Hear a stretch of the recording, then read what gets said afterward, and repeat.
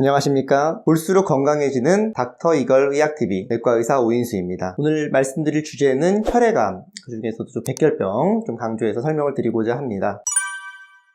먼저 암이라는 질환의 특성을 조금 더 설명을 드리면요, 혈액암은 조금 더 생소하실 것 같은데, 암이라는 개념 이전에 종양을 먼저 설명드리겠습니다. 종양은 우리 몸의 세포가 비정상적으로 과잉 증식하는 그러한 질병을 일컫습니다. 우리 몸의 모든 세포는 이제 어느 정도 수명이 있고 증식을 하고 분열을 하다가 일정 수명이 다 되면 또 이제 사멸을 해야 새로운 세포로 대치가 되게 됩니다. 하지만 그렇게 죽지 않고 무한정 이제 증식하는 이제 그런 것들을 종양이라고 하고, 종양은 크게 양성 종양과 악성 종양으로 나누며, 악성 종양이 라고 부르는 것들이 우리가 일반적으로 암이라고 하는 그런 질환이 되겠는데, 악성 종양의 특징은 무한 증식과 함께 다른 장기로 전이하는 것을 특징으로 하는 종양입니다. 폐암에 걸렸다, 간암에 걸렸다 이럴 때 이러한 암이 다른 장기로 퍼져가지고 우리 몸에 있는 여러 장기를 침범하고 잠식하는 것이 암이라고 하겠습니다. 혈액암은 혈액을 구성하는 세포가 과잉 증식하고 여러 장기를 침범하는 질환입니다. 혈액을 이루고 있는 세포는 백혈구, 적혈구, 혈소판, 그 밖에 백혈구도 또 이제 종류를 구분하자면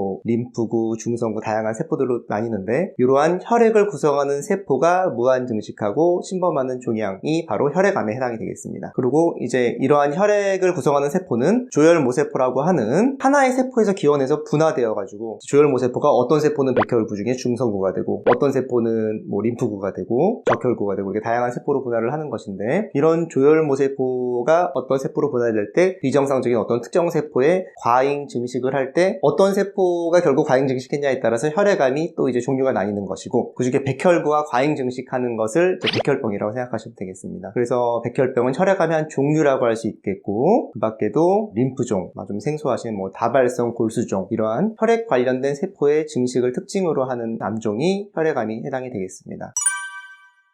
백혈병도 이제 여러 가지 종류가 있는데, 급성 골수성 백혈병, 만성 골수성 백혈병, 다양한 이름들 아마 들어보셨을 테고, 아까 말씀드렸던 림프종도 들어보신 적도 있으실 테지만, 혈액암이 이렇게 다양한 질환으로 나뉘고, 백혈병도 이렇게 다양한 또 종류로 나뉘는데, 이게 그러면 어떤 질환인가, 같은 질환인가 아마 궁금하신 분들이 꽤 있으실 것 같은데, 먼저 백혈병은 아까 말씀드린 것처럼 조혈모세포가 백혈구로 분화되는 과정에서 어떤 세포의 유전자의 변형이 발생하고, 비정상적인 세포가 이제 어디서 기원해가지고 실제 비정상적인 세포의 산물이 만들어지냐에 따라서 암종이 나뉘게 됩니다. 그 중에서 먼저 백혈병에 대해서 설명을 드리자면, 백혈구의 비정상적인 증식을 특징으로 하고 주로 골수를 침범하는 병입니다. 그리고 백혈병은 크게 네 가지로 나눌 수가 있는데, 백혈구에서 그 근원이 되느냐, 기원했냐에 따라서 골수성과 림프구성으로 나눕니다. 그리고 병의 진행 속도에 따라서 급성과 만성으로 나눕니다. 따라서 두 가지 기준을 각각 적용해서 급성 골수성, 만성 골수성, 급성 림프구성, 만성 림프구성에서 네 가지로 나누게 됩니다. 그리고 림프종 같은 경우에도 이제 나뉘게 되는데, 호치키성 림프종, 그리고 비호치키성 림프종이라고 나누게 됩니다. 그래서 백혈구도 종류가 나뉘고 림프종도 종류가 좀 나뉘게 되는데, 이렇게 나누는 이유는 결과적으로 치료가 다릅니다. 실제로 백혈병이기 때문에 어떠하다라는 이제 말씀을 드리기가 되게 어려운 게, 종류를 나누고 이제 그 현재 진행된 상태를 알아야 이제 적절한 치료와 이제 앞으로의 경과를 예상할 수 있기 때문에 그렇게 구분한다는 점을 조금 알고 계셨으면 좋겠습니다.